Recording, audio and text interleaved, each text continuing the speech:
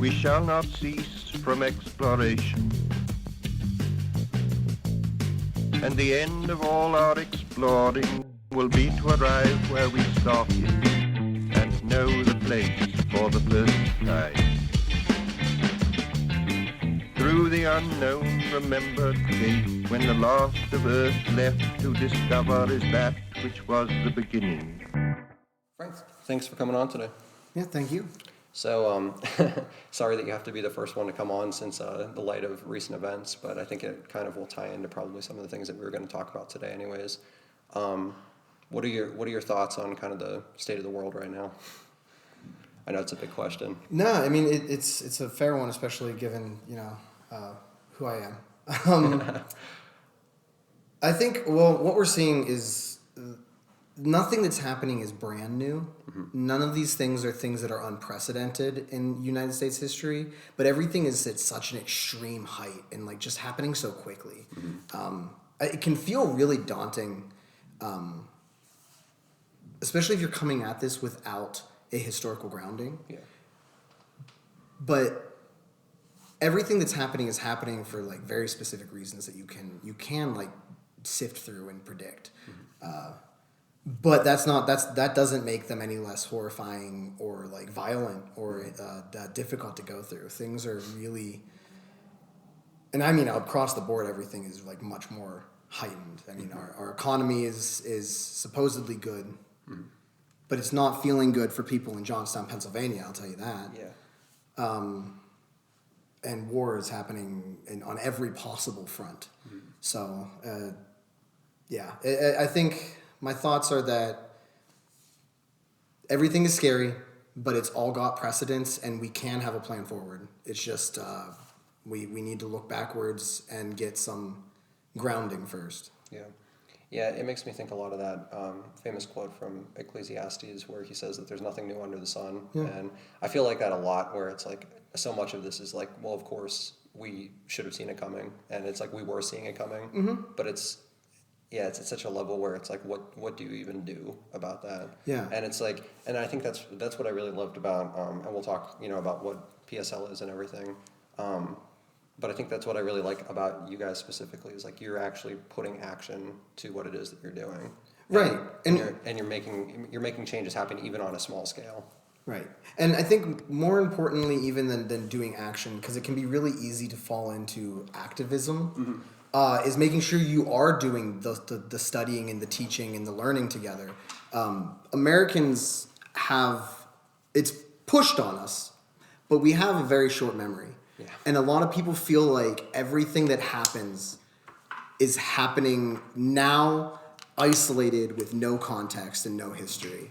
And that is a very scary, disempowering way to go through life. You feel powerless. You feel nervous. You never know what's coming. You don't know how to react to it. Yeah. And so, yes, doing things, like I'm very proud of the work we do.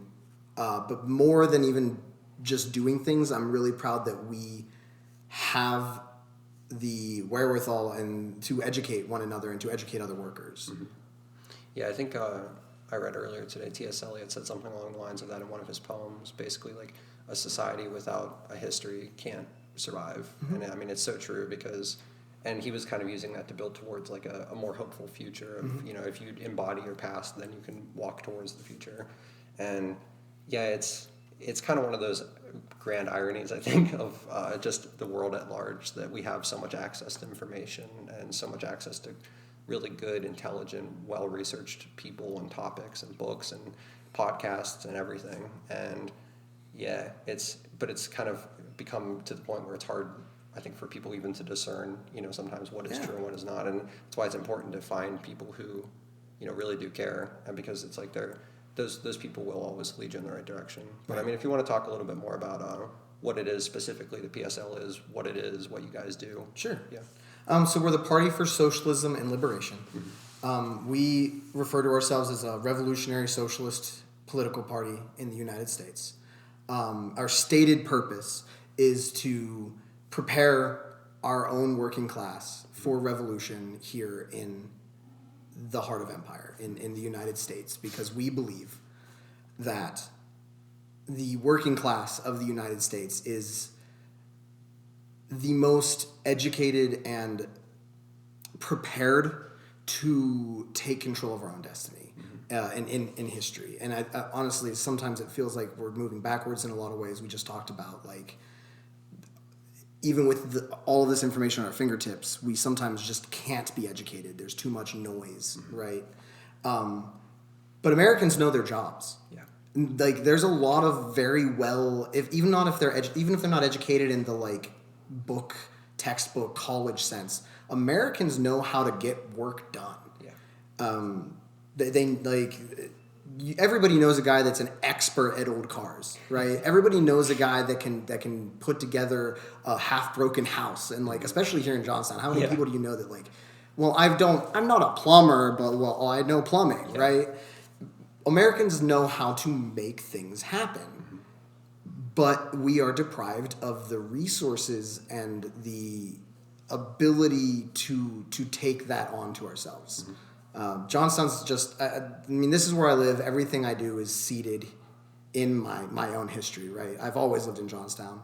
But Johnstown is a place with people that want to work hard, that know how to work hard, but cannot get the resources to rebuild their own city. Yeah, that's the thing. It's crumbling around us. Yeah. And instead of talking about that and talking about what an industrial base looks like, we get politicians that want to talk about, well, first off, most of them want to fight other politicians. They don't actually want to talk about, like, solutions for the working class. They want to talk about, well, the Democrats did this. Well, the Republicans did this. Well, where's the money going? Fraud, fraud, fraud. Whether that's real or not doesn't matter. What matters is that they have a target. And what the PSL instead, like what I do here in Johnstown, is we want to organize the people that actually work, not these owners that are the small group of people that own the factories that, like, have all of this wealth and resources. Because we know that they are corrupt. That's a fact. We know that. But that's not what we're focusing on. We focus on the fact that we want the people that do things to have power. And not like the political class that has eked out its existence by lying about each other or fighting other politicians.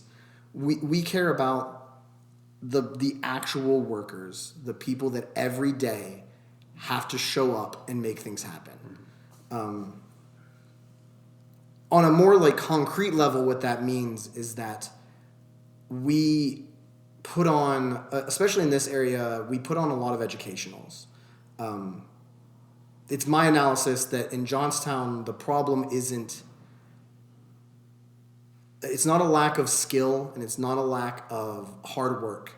It's a lack of organization, and it's a lack of self-confidence in our own organization. So that's our goal in this area, to build the organization and the self-confidence in the working class in order to build the base that is required for real power shift. Yeah, and that's interesting. I mean, because I think one of the reasons that, not the upper class, but, like, the elite class, I think the reason that they have so much power over us is because they have what we're lacking, which is they have small numbers, but they have organization. Yeah. And even if they're not, I mean, we've found out now more than ever that they all were in cahoots with each other in so many ways. But even the ones who weren't directly, talking to each other all the time, it's almost as if, like, I feel like it's almost as if the drive that they had of self-gain and and just exploitation of everything kind of is, like, driving them and uniting them together in a way that it's like it feels it's kind of like a Lord of the Rings kind of feeling, I guess, like the whole good versus evil, but it's like it really feels like whenever evil knows what it wants, it can work. Yeah. And that's the thing where that's why it is so hard for, I think, the good side to really prosper, because we are just the people who are working. We're the people who are making things happen, that we don't really think in these terms of everything is a chess game like they do. Well, right, yeah. Yeah. Well, and so then it takes that common uniting with what you guys are doing to then bring that out of people, because it's something that we all want, that we're just not constantly thinking about. Yeah. I want to say I hesitate to, like, fall into the good versus evil idea, only because I think we can end up doing this thing where if we say the other side is evil, and then there's somebody on like the ruling class side that is doing good work and is like trying, quote unquote, their best, whatever that means, it can lead to a false consciousness in our own class. Because everybody's worked with a politician they liked at some point. Like, even if they know, like, overall they're not going to side with me, like, they can be a good guy. There can be good people doing bad things simply because it's in their own interests. And the other thing I want to flag is that, like, their money is a shortcut. Like, the fact is that when we do work to organize, we have to do it with no money. Because regardless of the conspiracy theories you see on like the far right about George Soros is their guy. Yeah. He's a billionaire. He cares about other ruling class people. He doesn't fund all these protests. The nice yellow signs are not being bought by Soros. But what we have to do is on a shoestring budget of just what we can create with our own hands. And we don't get shortcuts. So I think that and we do have a history of organizing in these areas. Like the labor movement's huge here, or it was. Now it's a shell. But what it was, and it was the reason people here don't have that organization is not just because they're not doing it. It's because it's been purposely destroyed. And that's like they spent the bourgeoisie, the ruling class, the owners spent decades and billions of dollars to crush the working class organization.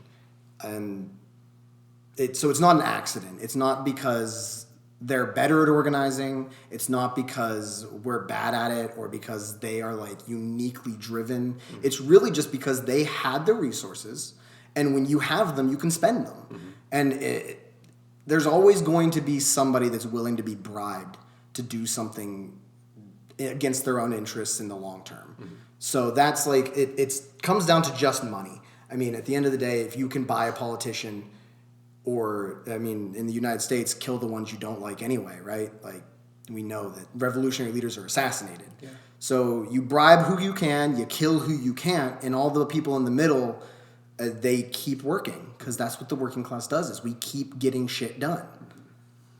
Yeah, and in a wraparound way that actually is, I think, one of the most inspiring parts of the capability that the working class or the mass or just the majority, whatever term you want to give it, has, is that whether it's conscious or not on the part of the people who have the money and resources to make things happen and to actually, like you were saying, to just crush the problems that they don't want to deal with, in a way that actually is, I think, showing us the power that the majority has, because the class that has the money, that wants to protect their money and their interests, is so terrified of what we can do that all that they work towards doing is crushing it with their resources so that they can continue. Because for them, a working class is useful if they aren't thinking and they're just working. Yeah. Or if they are thinking but they're disorganized. Correct. And they know that they control the structures and the silos that hold the things that the working class needs.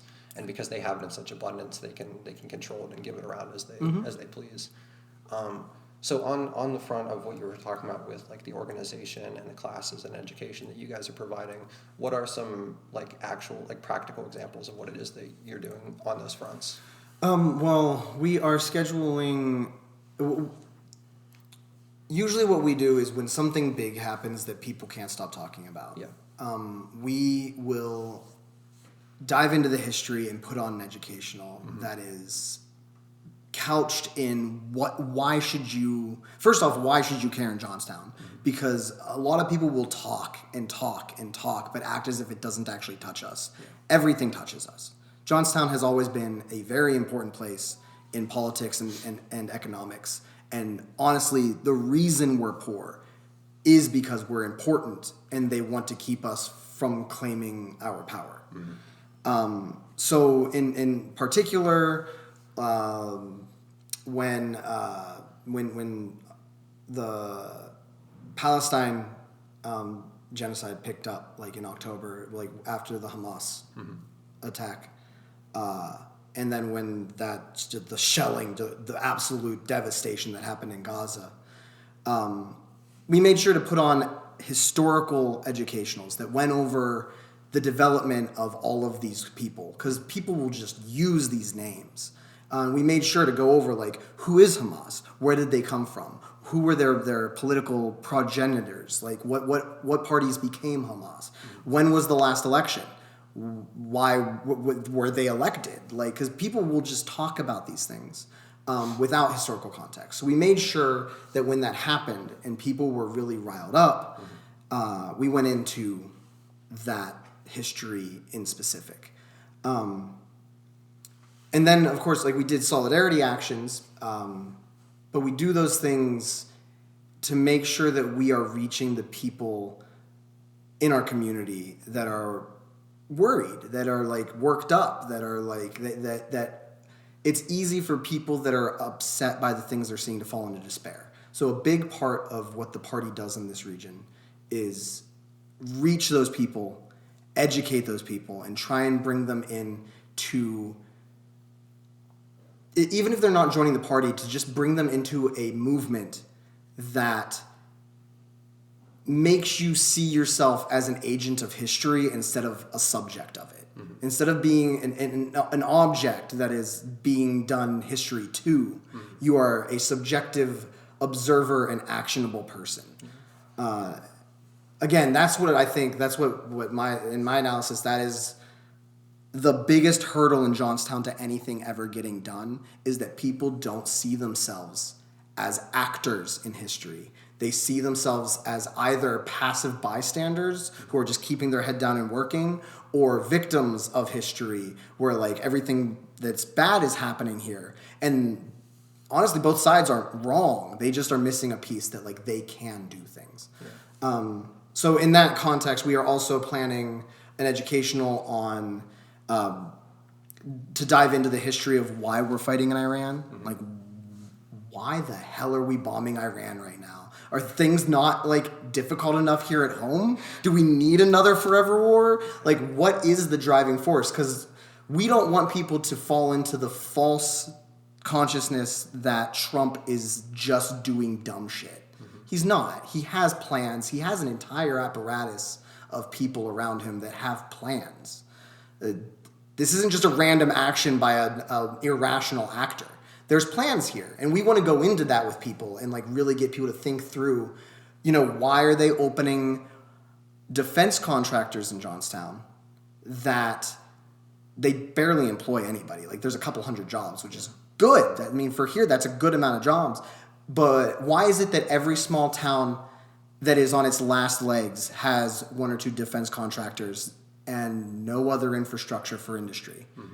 We have a town that's crumbling, but we don't have a brick factory. You know, we have a town that's crumbling. We don't have concrete factories. We don't have.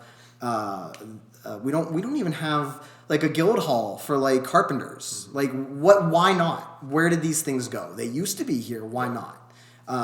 So that's, like, that is the sort of study, and the way we intervene in these things right now is by learning, because you can't win if you are ignorant.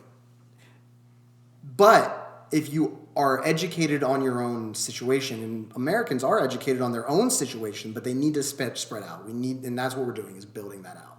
So the end of this week, we're going to have a forum on Iran, and we're going to keep doing these educationals, and we're going to keep doing actions to, like, let this ruling class know that we are done with forever wars when we can't rebuild our city, when we can't afford medicine, when we can't afford food.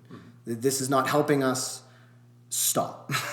and like, Johnstown and this region in particular is just so impoverished by this constant forever war, because we have so many military bases. How many people do you know that have been, like, that are in National Guard and are being deployed, and, like, that's real, and that's home for us. Yeah. On a bit of a side note, but I think that it's important, because, I mean, I don't know what the political ideologies are of the people who listen to this podcast, but I think that it's very important, especially with us talking about the importance of defining terms and really going into explanations so people aren't just like hearing you say words and then automatically playing in their heads like the real of what they think that those terms mean. Just like really simply, not simple in the definition, but like simple as in like why we're defining it. Could you define the terms that build or that make up your group, the socialism, the liberation, so that people know what it is that we're talking about? Because like when you say that, I know what you mean, and I think that people forget the heart behind what that actually, Absolutely, especially the term socialism, like what it really means. And so could you like just define that in your way? Absolutely. So socialism on the simplest level is a form of government and economics that is run by the masses, the working class, to produce the needs of the working class and to fulfill the needs of the working class and to maintain an environment that is sustainable to meet the needs of the people and the planet, right? Because we cannot continue to survive on a burning planet. And I know a lot of people with the idea of like this climate change being a hoax and whatever. I don't know what to say outside of like it just clearly isn't.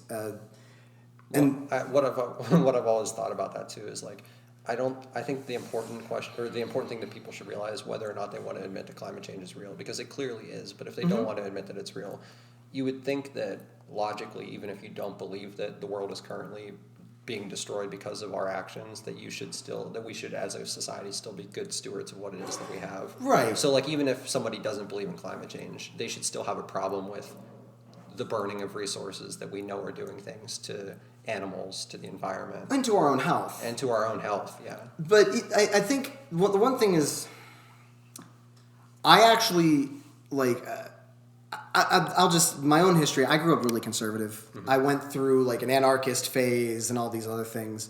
The reason I came out a socialist is because, like, if climate change isn't real, there are really good arguments for reopening the coal mines and for burning coal.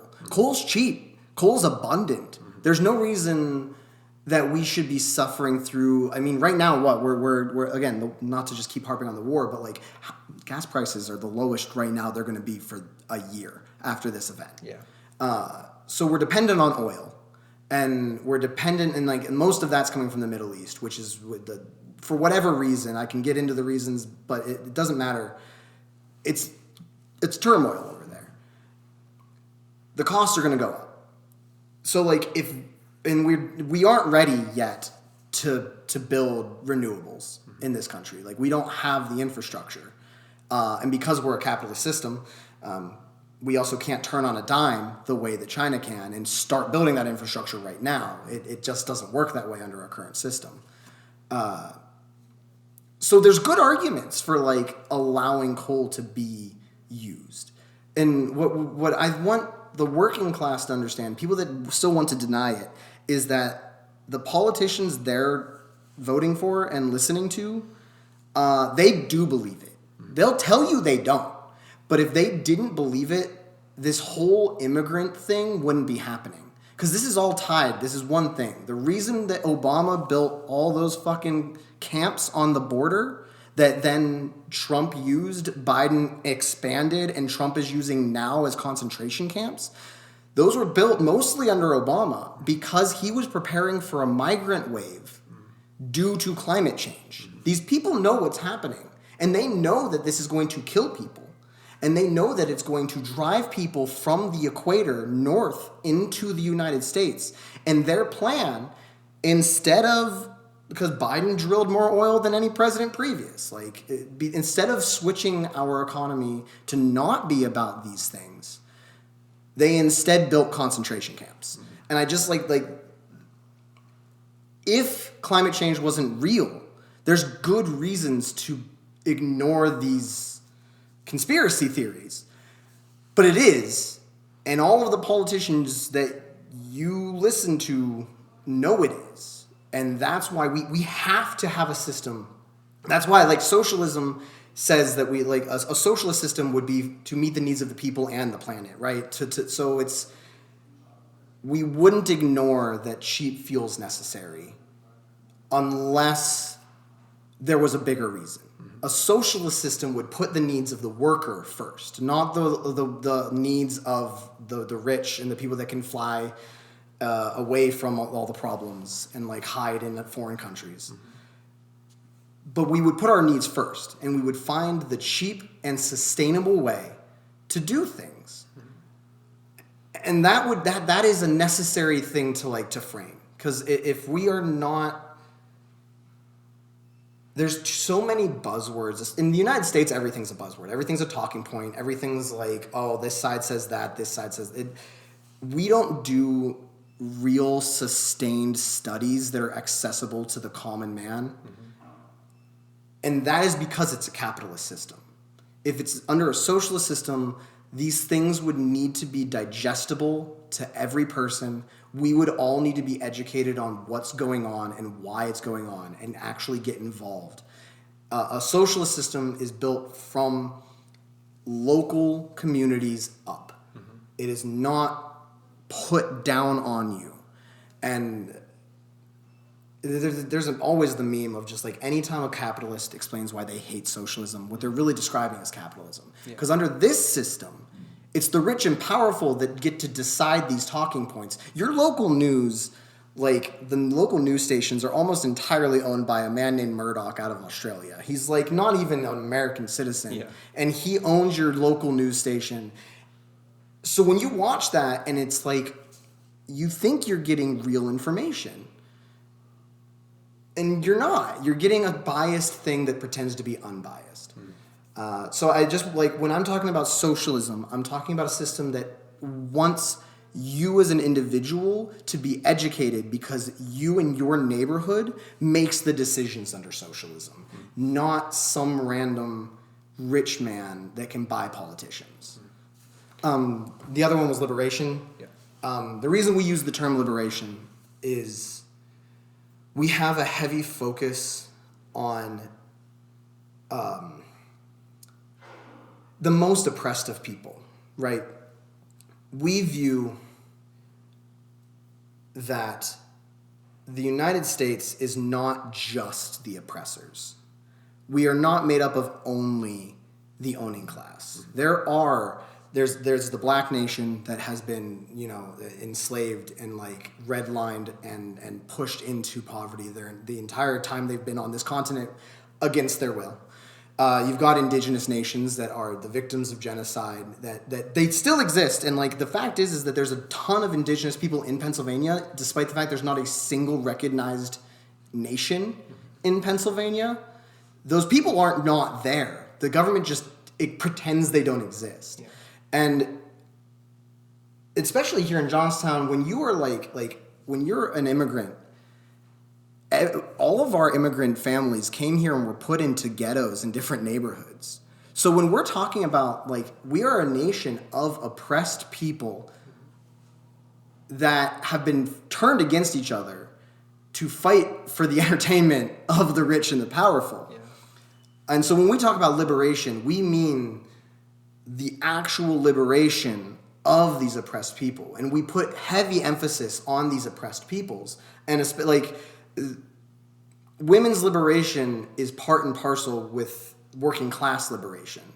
I think I can get more into this, but with the Epstein files, and we're seeing that women and children are extremely targeted in this system. Yeah. Capitalism makes that possible. Mm-hmm. Without the wealth that defends these people, we could actually prosecute the people on this fucking list. But because they're so wealthy, and because capitalism places wealth as a moral value, it doesn't matter who they've hurt. Once you remove that, that's when women's liberation can be real. It's not just a couple handful of women that rise to power and then oppress other women, but we can actually make real women's liberation. We can have free daycares. We can have mandatory cafeterias at factories so that nobody's stuck fixing lunches, so that doesn't need to be a labor that's pushed onto women like it is now.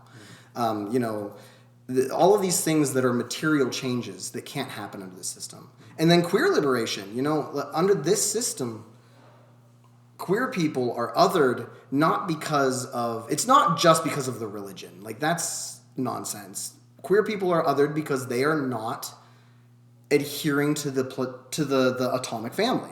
And the atomic family is the actual religion of the United States, not Christianity, frankly. Yeah. The actual religion is worshiping this idea of a patriarchal figure ruling an iron fist in his castle and his home, castle doctrine and all the other things. It's a specific thing. If you step outside it in this country, you are torn down. You are othered to the point of violence. So when we talk about liberation, we mean about personal and collective liberation. Mm-hmm. The only way that we can be liberated from the chains of this society is a new system that prioritizes our well-being instead of profit for the few. Yeah. And how do you see, this is always, I think, the hard question that I come to whenever because these are all, like, this. It's the society that we all want to live in, because it's the society that is actually good for all of our well-being, and it is the actual American dream that was put down onto paper, I agree, the one that was lived out. Yeah. And that's the sad thing, is like the people who wrote that, it's like they were looking directly in the face of something that then they looked right away from, and they were like, yeah, actually ignore that, because it's like just the words, life, liberty, and property, pursuit of happiness, all this stuff. It's like, that should be accessible to everybody. It shouldn't be that difficult to get to. But then it's like you build up these structures that maybe even in the beginning weren't meant to be as operationally evil as they ended up being. And I use the term evil just in the sense of, like, when I mean operationally evil, it's like just the things that they're doing. When they cause harm. They're causing harm. They're causing oppression, like you said. And so I think, from where we are right now, so deep into it, 250 years into it this year. That's right. Next year, yeah. No, it's 2026 is the year. This is the year. This is 250. Yeah, I did the math wrong in my head. How do we get there? Because and that's the big question. We see it happening in small ways in places, and successfully too. But how do you foresee it happening, if it does happen, on a more national level? The United States is actually so primed for this transition. I can get into all kinds of technical things. I don't want to use too much jargon, but the fact is that the United States is very monopolized at this point. And all of our industries, under capitalism, all industry tends towards monopolization. And we know that because we have to make laws to make it not happen, right? The laws are there to break up monopolies, to antitrust laws, all these things, and every 20 to 50 years we have to break up these companies again. But a socialist knows that because of that, we can subsume those monopolies to make them actually efficient. Under the current system, monopolies become oppressive because they can decide how much you're going to pay for them. And because they are under a system that demands profit be the primary driver, they're always going to increase profit and increase prices while decreasing services. That's the nature of the current system. But if you have an industry that is monopolized, you actually can make the choice to go the other way because there's no competition to fight with. You could lower the price and increase services and still make profit. It just wouldn't be as much. Yeah. Under a socialist system, we can just do that. We can just take these monopolies that develop and say, actually, since they don't have to worry about being taken over by another company, they just provide it. Well, it doesn't need to be poor quality, high price. It can just be good. And without becoming an expense. And I think about that all the time when it comes to like Amazon, for instance. Amazon, when they have competition, will run the same item as another company that's trying to sell on their platform, right?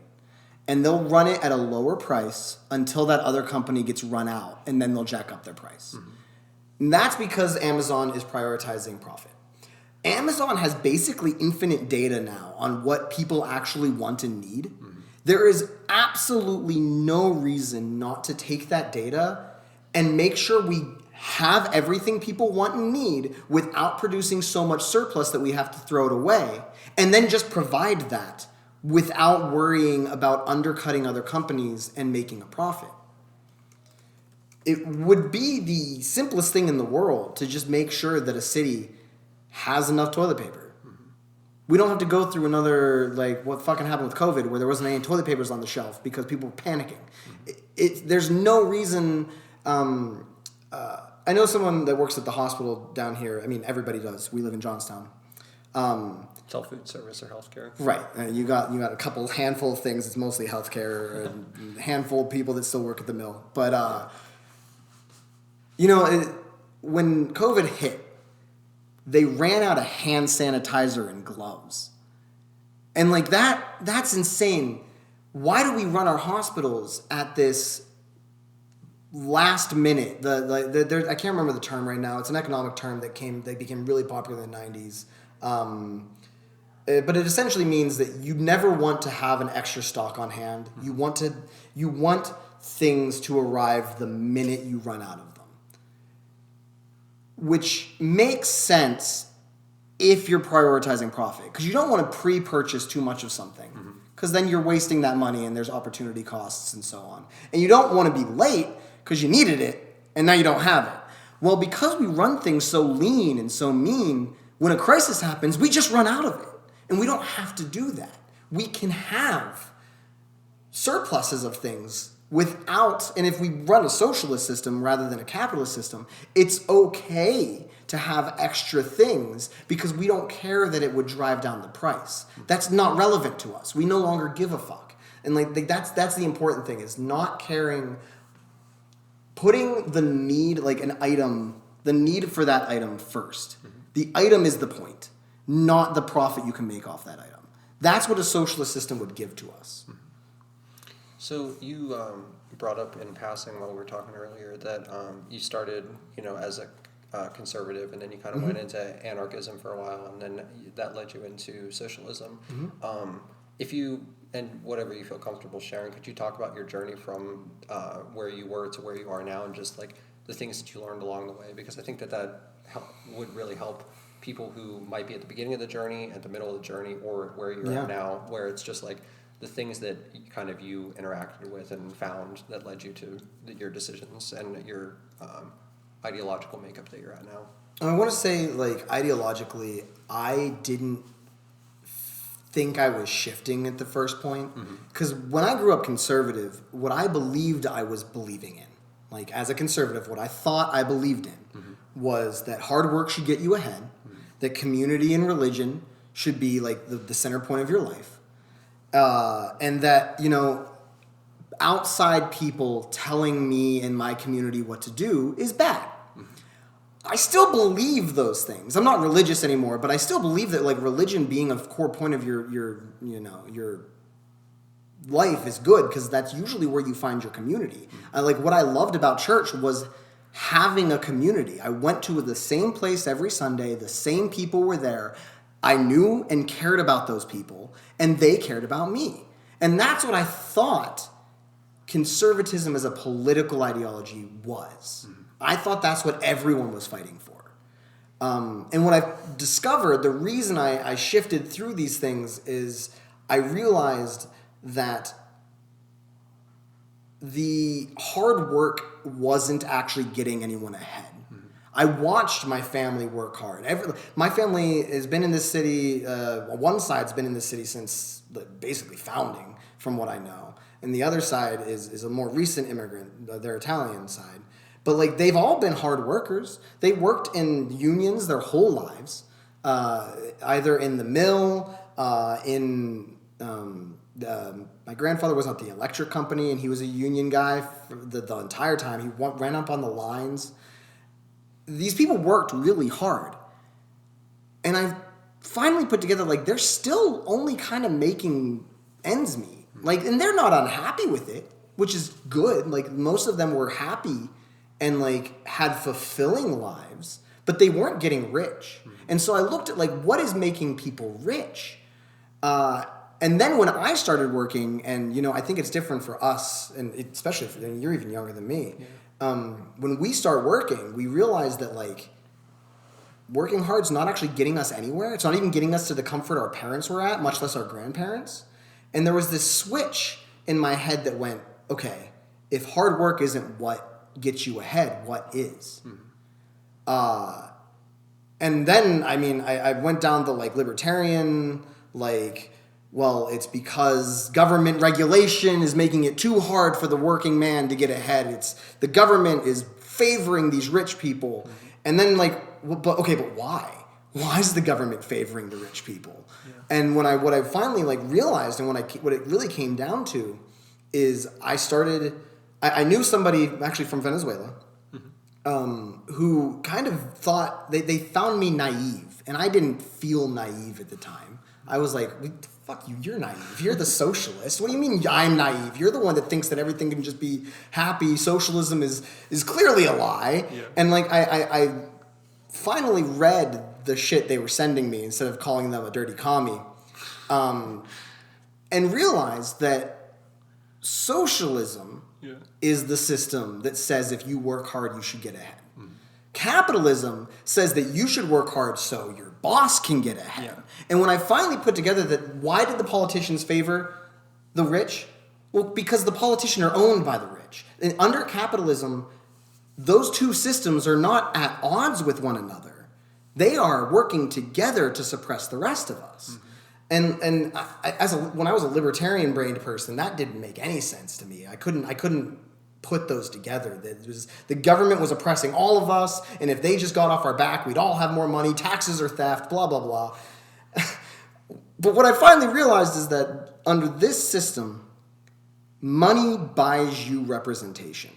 The only thing the working class has to fight that level of purchasing representation is extreme amounts of struggle. And we've had that in this country. And all of the concessions we have, the right to form labor unions, the anti-discrimination laws, the welfare that we have, what bare minimum we have in this country compared to other places, all of that didn't come because the government was standing on the necks of the rich and like taking from them. It came because the working class was so heavily organized that had they not given us that shit, we'd have overthrown them. That's how close we were. And I mean, we've almost had full revolutions in this country a handful of times. If you ever really want to like get like a moment of just like real clarity, right after the Civil War, the Black Reconstruction era in the South, it was run by the working class. And why did a country that had just fought a civil war over slavery turn its back on the black working class and like help build the Klan? Because the black working class was also organizing the white working class, and they could have won the whole thing. Like the Klan was a tool of the wealthy to undermine the victory of all working people, including the white working class. That's the history of this country. And when you really dig into history and dig into who controls what you really understand is that we can win. We have won. And the only reason that we're in this situation is because the wealthy can buy what we can't. And that is often the force of arms. That's the cops. That's if the cops don't work with them, then they buy Pinkertons. Like Battle of Blair Mountain, the cops sided with the Union, so they brought in outside mercenaries and shot the cop on the steps of City Hall. Like, at the end of the day, they will do anything to crush us. And like that's why the shift was realizing our history was struggle, where we keep fighting, winning, and dying, and they keep undermining us at every turn. But we can finally do it. Like it's here. We have the moment. The crisis is ongoing and spreading, and we can do this. That's been the shift, right? It started with this idea of like I thought what I was for was hard work, community, God and country, my family. That's what I thought I was fighting for, and I realized over time that the ideals I had weren't matching with the ideology I was upholding. Yeah. So I didn't shift my ideals, I shifted my ideology. Instead of being bought out and allowing myself to fight against the ideals of hard work, family, community, I found the ideology that helped me fight for family, hard work, community. And then as I studied more and more, and like it gets to a point then where you're like, well, actually, it was only ignorance that kept me from the truth in the first place. Because once you read any of this history for real, once you read Marx, once you read Lenin, once you read Engels, once you read one of the most life-changing books I read was Revolutionary Suicide by Huey P. Newton. And like once you read these people's ideology, you can't hate them anymore. You can only hate Marxists so long as you're shadowboxing caricatures that the ruling class tells you to hate. Once you read their words, they're fighting for you, motherfucker. Like that's who they care about, is you, the working class. They want you to care about you. They don't want to fight for you. They want to help you fight for you. All of their words are about that, or about how you need to take control of your destiny, about how you need to take control of your future. And like that is what, I don't know, everyone you talk to in Johnstown has that same idea of like, well, I want to work hard. I want control of my future. That is not the ideology of capitalism. The ideology of capitalism is that a few rich people that won the game, and usually won it before they were born, because frankly, you only get into wealth at this point if you inherit it. But the few handful that win get to tell all the people down at the mill to show the fuck up on time or get the fuck out. You don't get to fight for your own future. You don't get to decide who you're selling steel to. That you just don't. That's not how it works under capitalism. Under socialism, it would. Every factory would have a council that decides when, what, and to who they produce and sell. That's not how it works here. You don't get any democracy at work. And it was just over time I realized I was fighting against what my ideals were. Yeah, and that's the importance of a prolonged movement that continues and that doesn't end, because I think that every single one of the people who you mentioned, and then all the rest throughout history who have ever been a true revolutionary in the sense that they care, like you said, they care about you becoming who you should be, and you as a group becoming who you as a group should be. They say their words, they write their words, and then people hear them, they follow them because they say, you clearly know what you're talking about and you clearly care about us, but then those people die, as we all do, and then their movement becomes their movement. It continues, but then it gets taken over by hands of power and hands of corruption. Sure. And it's sad because then when the hands of power and hands of corruption take it over, then they twist and recontextualize the things that those people originally said, so that you come to a point where somebody like Marx is villainized, or somebody like on the religious side, somebody like Christ is villainized. Whereas like what he was saying was, the kingdom's already in you. You just need to realize it. And once you realize it, then you all can actually live how you're meant to live.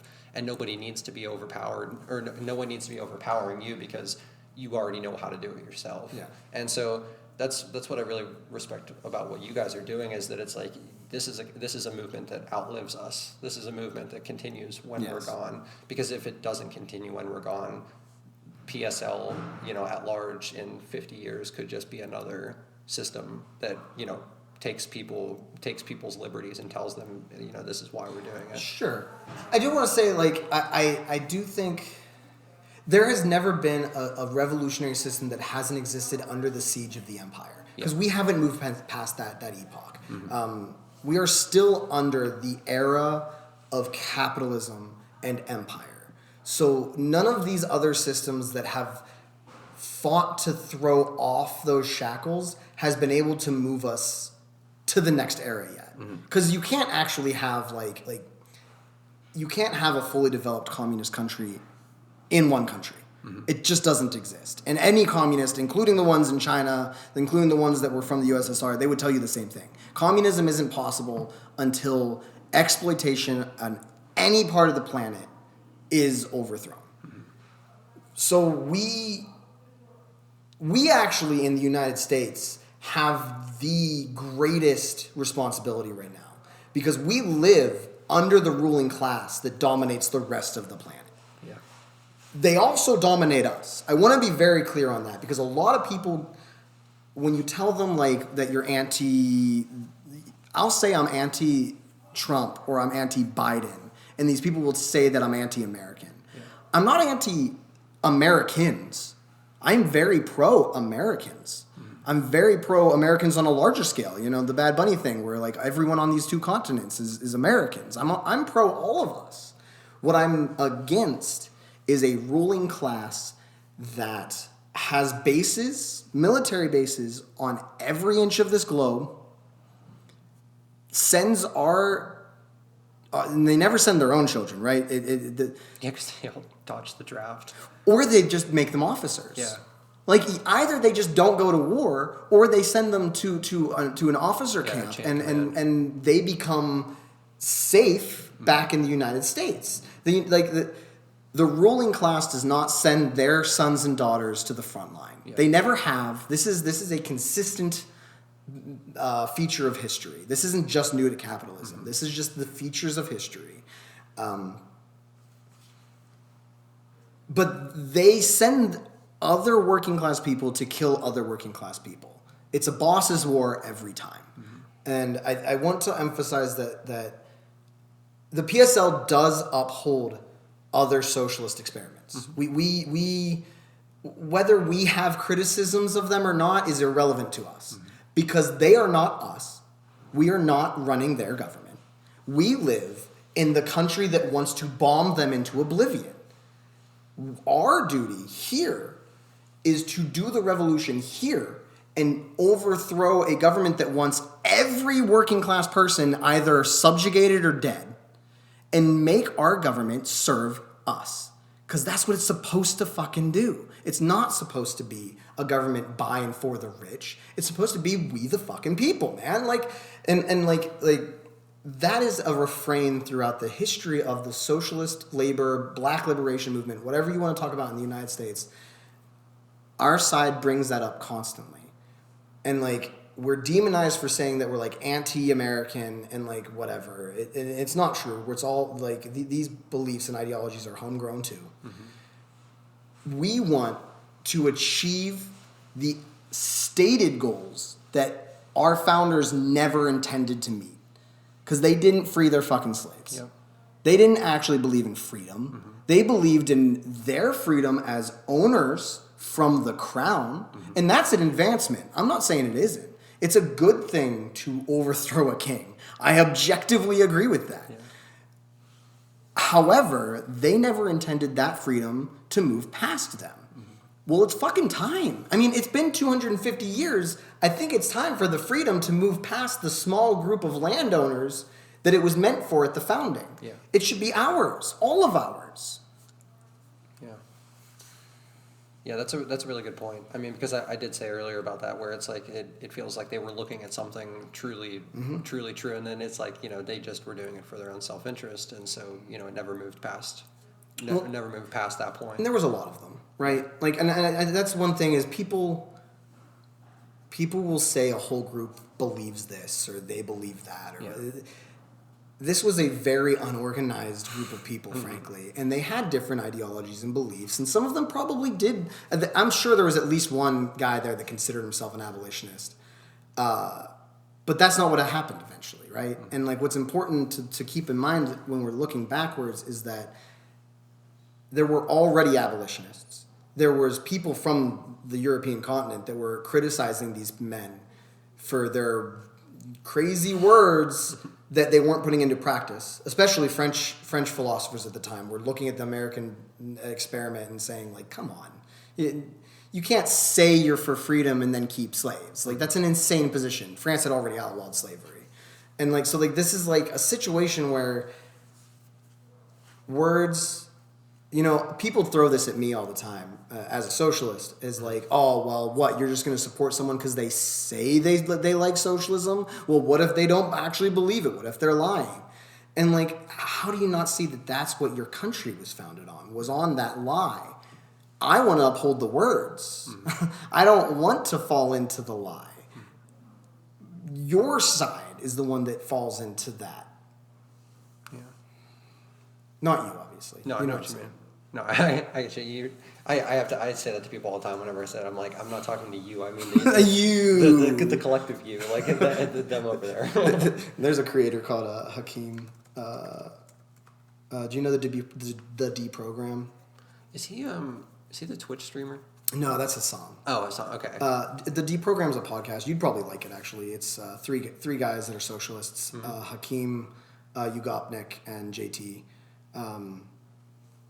International group, but Hakeem always says when he talks about like these like gotcha questions, he's talking to the liberals in the walls. It's the liberals in the walls. That's who I'm talking to, is the liberals in the walls. Yeah, it's like looking right past you and talking to them, and you just happen to be right in front of you. Anytime I start rambling about a thing that nobody said, I'm talking to the liberals in my head that like have arguments, and I'm like, no, you're wrong. Yeah. That's no, I do the exact same thing all the time. I completely understand. So.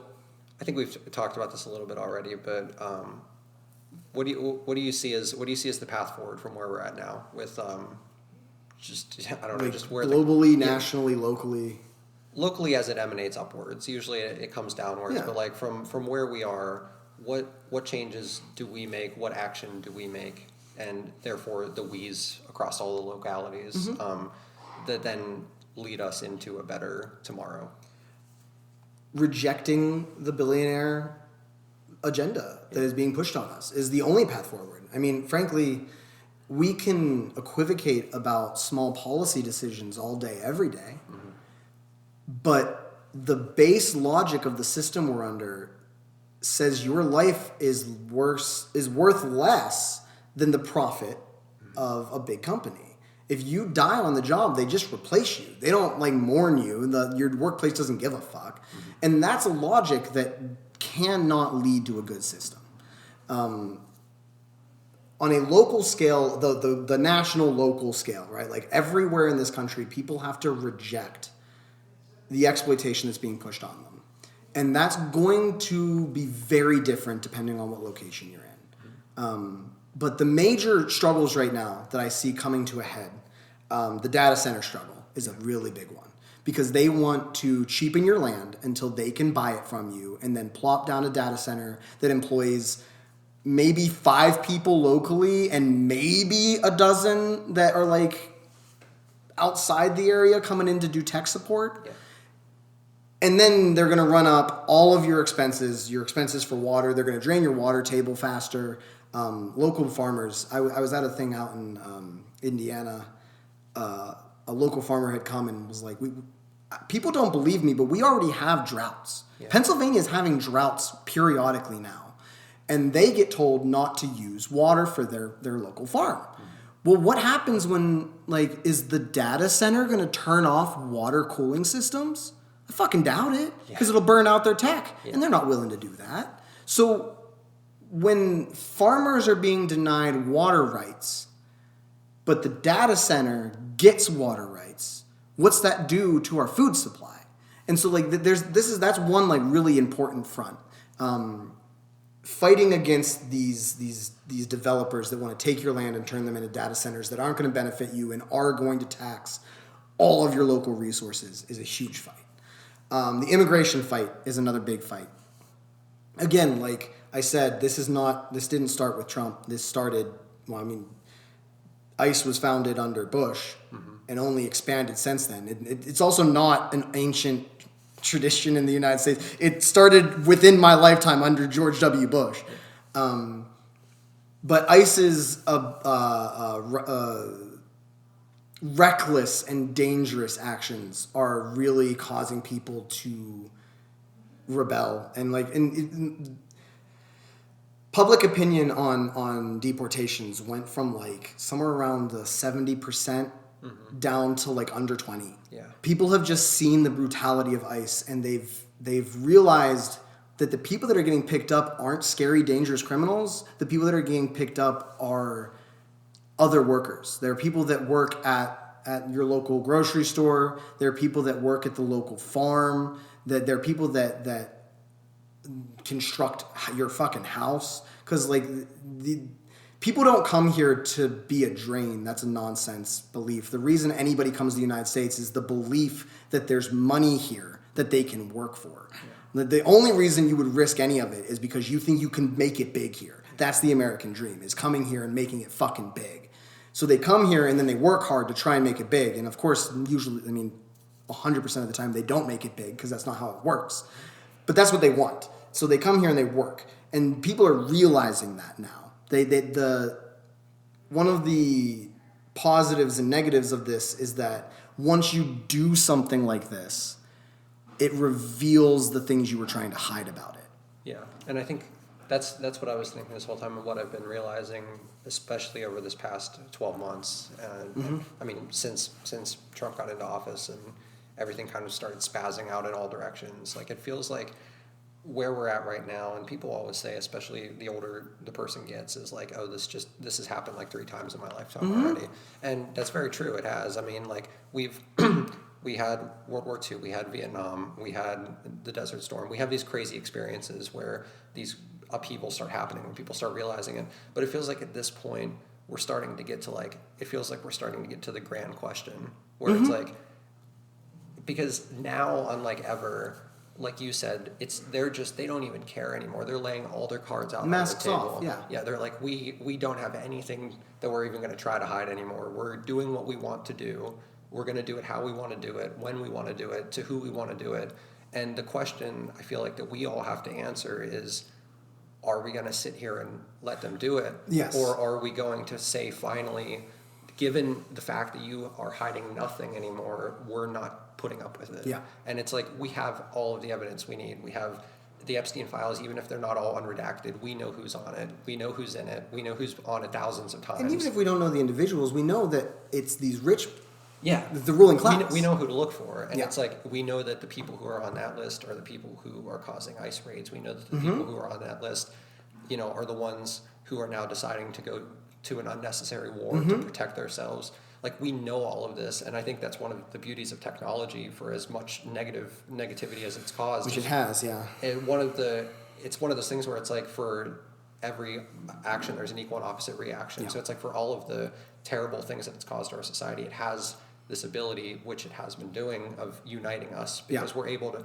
to see what happened with like Alex Preddy and Rose Good, where we see that they were innocent people. Yeah. And it's no longer like, and I say this as somebody who works in a newspaper, it's no longer the days where it's like you would have that filtration method where it's like, and it's like you still have the old guard trying to filter things, but then at the same time we have somebody holding up their phone. Well, and that's you still get the articles that are written like the police say and then don't question it, right? Yeah. But like, and that is how we've been trained as Americans to view these things. I want to say the final front of the struggle that's going to happen, I think, is the anti-war struggle, because we are seeing these things. We're seeing these things like. They talked about the Vietnam War, and one of the reasons the Vietnam War ended the way it did, which is, frankly, in a defeat of the United States. Like, let's be perfectly clear. Yeah. People will deny that and everything else, the KD ratio, blah, blah, blah. Like, the violence we did to Vietnam is not a win. What we did there is traumatize multiple generations on both sides and then retreat and lost. The communists stayed in power, and they won Vietnam. But one of the things that brought that home was TV and radio, right? And like that being in your living room. It wasn't as bad as like later fights where like you actually watched it live. Yeah. But like people heard it constantly. Yeah, they heard it on the radio all the time. War. Right. Yeah. And coupling that with the organizing within the military, people didn't want to go to war. Yeah. They didn't believe in the fight, and which for good reason, because it wasn't a fight. It wasn't an existential threat for the United States. We'd have no fucking business being there. We wanted to go and tell the Vietnamese how to run their country, and that's just not an okay thing to do. And so nobody was into it. Nobody was passionate about it. And like World War II you can there was still resistance to going to war. Like, let's be clear, the United States wasn't like, yeah, we should go fight the Germans because they're evil. There was resistance. Nobody really wanted. There were still isolationist tendencies. But when people got over into these fights, it became popular very quickly because of the atrocities that the Japanese and the German militaries were doing. Yeah. That never happened again. There was never again a popular war in this country. It just doesn't exist. Every war we've gone into has been deeply unpopular. So why have they happened anyway? Because we weren't organizing well. And that's not to insult our anti-war organizers from the 70s. They talk to them. They'll tell you they weren't that successful. But they did manage to get us to pull the fuck out of Vietnam. And that is like, things are getting very intense now.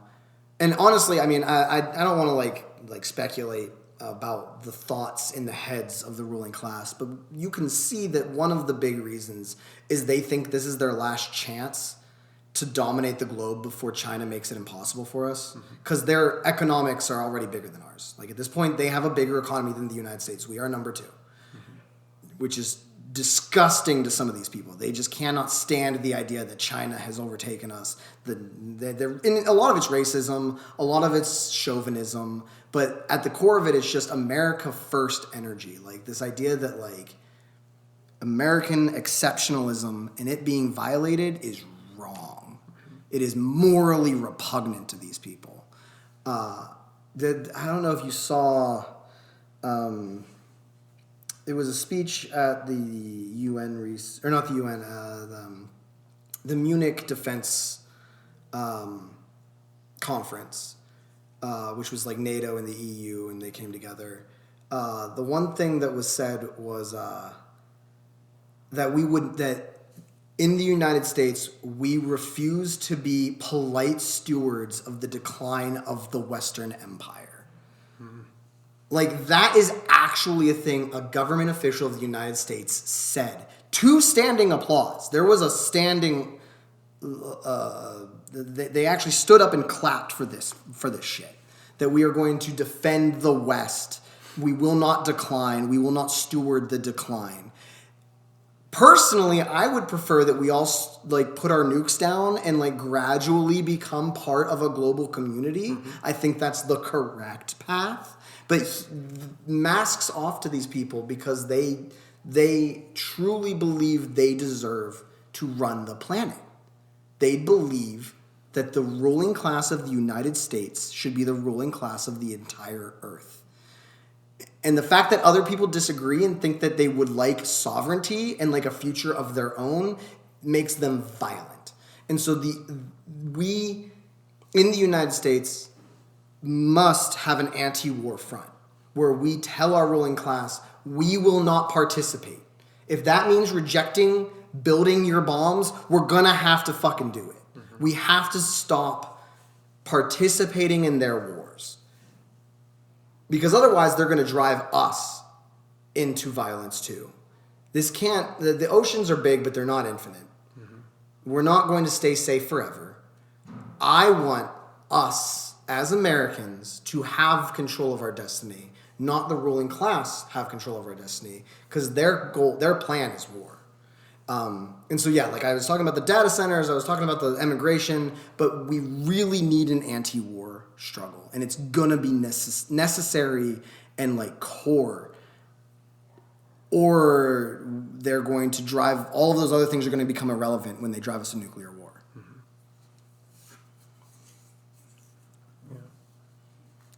Well, I think that's probably a good spot to call it, just because I think that leaves people with all the necessary, at least all the necessary impetuses for thinking that they need. It's an interesting time, and it's kind of like that. I guess it's like that old Chinese proverb that I think someone said on the show before, where it's like, "May you live in interesting times." That's Irish. Irish, is it Irish? Okay. That old Irish blessing where it's like, may you live in That's a interesting curse, times. absolutely. Yeah, but at the same time, it puts us in the spot that, not for some sort of like selfish reason, but it puts us in a spot where we can be the ones to maybe finally get it right. Yeah. And at least get it right enough that people can get it more right in the future. Because it feels like right now that's the thing where if we don't get it right enough, then nobody's going to be able to get it right again. Yeah. Because like you said, I mean, they want war. They do. So if we let them have it and we don't, stand up enough, then it might just be nuclear war. And then that's the end.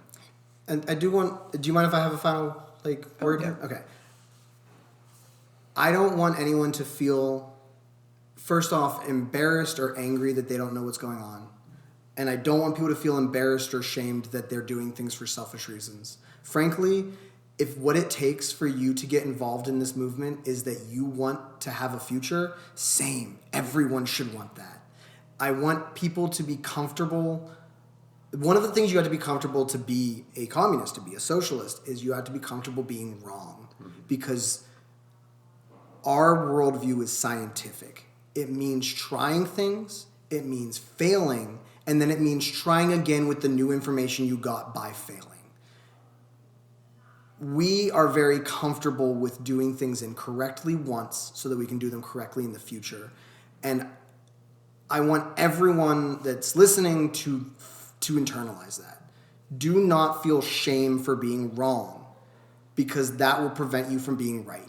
Do not feel shame for being selfish, because that will prevent you from taking the actions necessary to build community. Always feel comfortable making mistakes. If you don't, you're going to shame yourself into dying out, into extinction. And that goes for I know the conversation in the public sphere about wokeness and all this shit. You're going to say shit that's wrong. You're going to say shit that offends people. Okay. Don't get mad when people say that you're offended. Mm-hmm. But don't feel scared and embarrassed of saying offensive things. Say them so that we can work through them. If we as a society do not work through these things collectively and make mistakes, we're going to allow the people with power and resources to do whatever they want while we equivocate, worry, argue, debate, sit in shame, feel embarrassed, and none of that's important. What's important is doing things, fighting, because if you don't struggle, Fred Hampton, one of my biggest inspirations, said, to those of you that dare to fight, you dare to win. But if you don't dare to fight, then damn it, you don't deserve to win. If you're not going to fight for this shit, you don't deserve a future. Fight for it, make mistakes, do shit that's wrong, and then pick yourself up and keep working in this movement, because it's the only way forward. Well, thank you for coming on today. Thank you for having me. This was a great conversation, and I'm glad that I joked about it in the beginning with, I'm sorry for you having to be the first person on since, recent events, but I'm glad that I don't usually have people talking politically on the podcast, so I'm glad that we were able to actually talk through these things and hopefully give people, if not the totality of the facts, give them enough that they can, start walking down that road. You'll never have all the facts. Yeah, you just have to have enough of them. That's fair.